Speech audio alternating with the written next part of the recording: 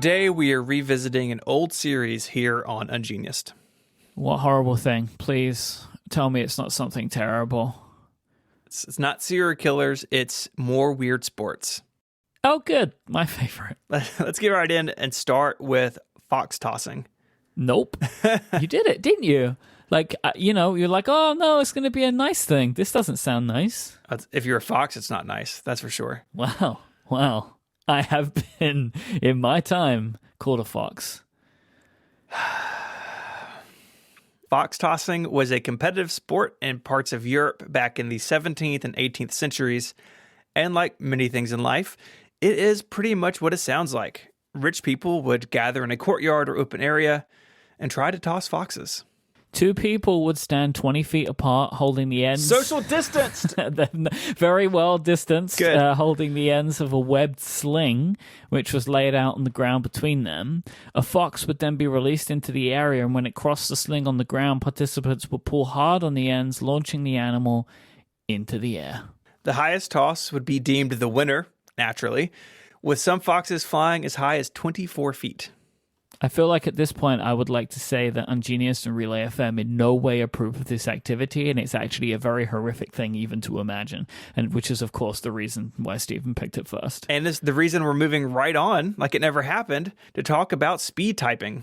Are typewriters or the typists flung into the air here? Like, are they put in a cannon and sent out at highest speeds, and the winner is the fastest person holding a typewriter at the end? You don't want to shoot a typewriter through the air. That's going to hurt. Hurt fox, too. The fox is probably angry when it comes down, I would imagine. I'm going to imagine not many of them had the opportunity to be angry. Maybe. 24 feet in the air. That's a long way. I fling you 24 feet in the air. So yeah, you do. All right, the Ultimate Typing Championship is far less troubling than fox tossing.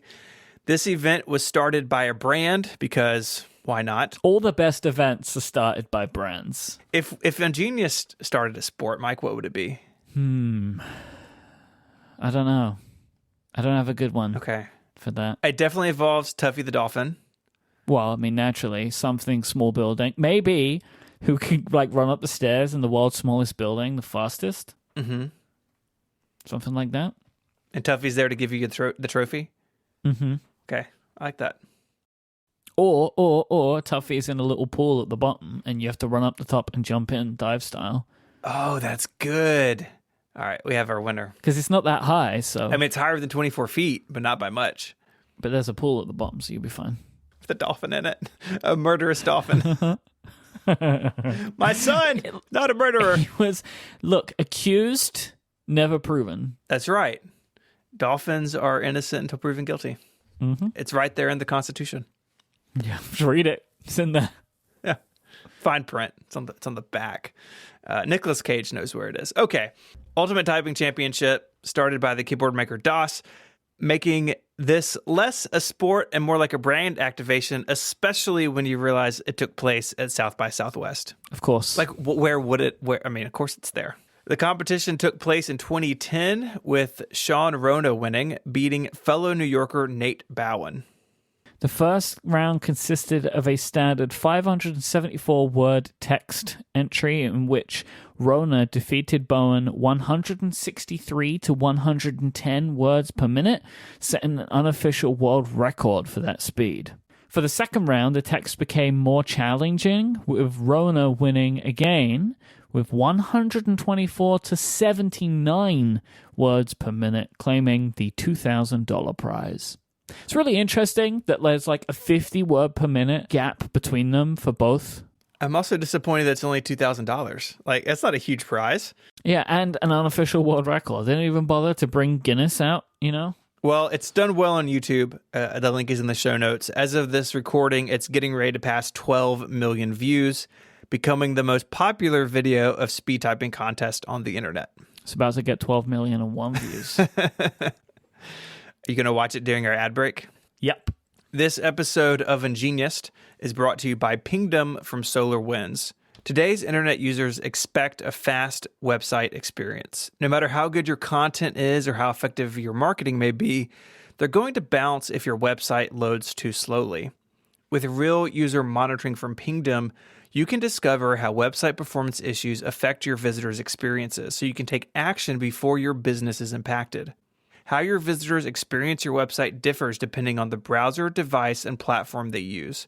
So you want to identify how visitors are experiencing your website so you can make informed optimizations and deliver a great performance to those who matter most. Real user monitoring is an event-based solution, so it's built to scale, meaning you can monitor millions of page views without compromising the fidelity of your historical data or breaking the bank in the process. Get live visitor insights today with real user monitoring from Pingdom. Go to pingdom.com/relayfm right now for a 14-day free trial with no credit card required. When you sign up, use the code UNGENIUSed at checkout to get an awesome 30% off your first invoice. Our thanks to Pingdom from SolarWinds for the support of this show and Relay FM. The World Typing Championships is not as grand as I was hoping it was going to be. It's just two guys sitting at computers in a booth on a show floor. It's not as ultimate as it sounds like it could be. All right, what's next? We're going to talk about Rocket Racing League. Yes! When I first saw this, I assumed it was something about the popular soccer car video game, but in truth, it is something way more extreme. It is a lot more hardcore. The plan was to use rocket-powered aircraft to race on a closed-circuit track. The league was founded back in 2005, with the first race slated for 2008, but financial difficulties meant the first contest wouldn't take place until 2010. Planes were modified light aircraft outfitted with rocket motors. These so-called rocket racers would be flown around a 2-mile-long, 1-mile-wide track with pilots having a staggered start, as you would assume. You don't want them all going off at the same time. Nope. Guided by a virtual 3-dimensional track projected in their heads-up display. Yes, people were in these. Sounds very futuristic. Mm-hmm. The crews were racing against the clock, but could maneuver past each other to make up time, but each rocket racer had its own predetermined path to keep things safe. The league underwent several ownership changes as the finances proved to be tricky, but in July 2009, it was announced that it had raised $5.5 million in venture capital funding. How? I don't understand what the thinking was here. It must have been in the rocket boom, I guess. Oh. An exhibition took place in April 2010 in Tulsa, Oklahoma, the home of rocket racing as it's known internationally. Mm-hmm. The event was the first, get this, the first simultaneous flights of 2 rocket-powered airplanes in the history of peacetime aviation. There's a lot of qualifiers to that. A lot of caveats there. Yeah. It's a weird world record, but at least it's official on the typing competition. And backers were promised that this was just the start of an exciting new air racing sport. These planes were powered by liquid oxygen and could take off just 4 seconds after the rocket was ignited and were limited to a top speed of 300 miles an hour.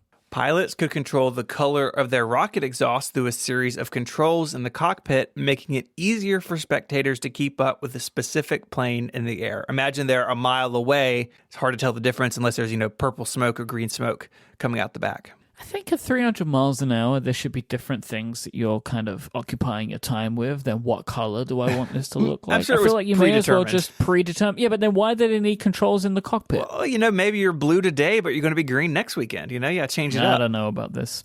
Races were planned for 2011, but they never took place. Development costs have burned through the VC funding, and as of 2014, people involved with the league said it had been closed down. Oh, no. That's sad.